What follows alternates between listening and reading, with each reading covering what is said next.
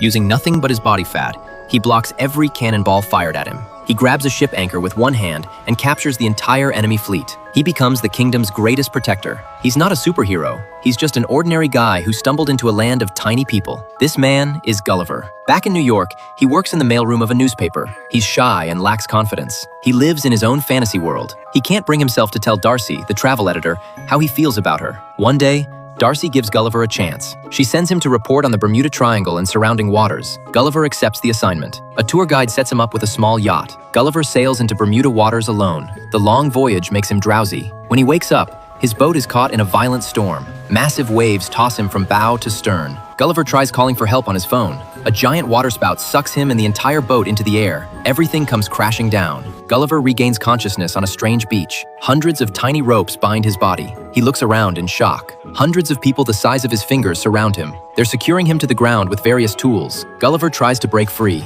The tiny general orders his soldiers to stab Gulliver's feet with spears. Other soldiers throw ropes around his body and pull him back down. Gulliver passes out again. Hundreds of tiny people transport Gulliver on carts to the kingdom's capital. Citizens flood the streets to see the giant visitor. The general brings Gulliver before the king. The king sees him as nothing but trouble. He orders Gulliver locked in a cave outside the city. In the cave, Gulliver meets Horatio. This young man was imprisoned here for pursuing the princess and angering the general. They quickly become friends. The next day, the general decides to put Gulliver to work. He chains Gulliver up and makes him plow barren land outside the city. Suddenly, alarms sound. Enemy spies have infiltrated the palace. They're setting fires everywhere and kidnapping the princess. The general, who loves the princess, orders Gulliver back to the palace immediately. Horatio secretly unlocks Gulliver's chains. He wants to rescue the princess. The spy nearly escapes. Gulliver reaches out and grabs him. The princess is safe. The king is still trapped inside the burning palace. Gulliver thinks of a solution. It's not dignified, but it works. He puts out the flames in his own unique way. King Theodore doesn't punish him for the awkward method.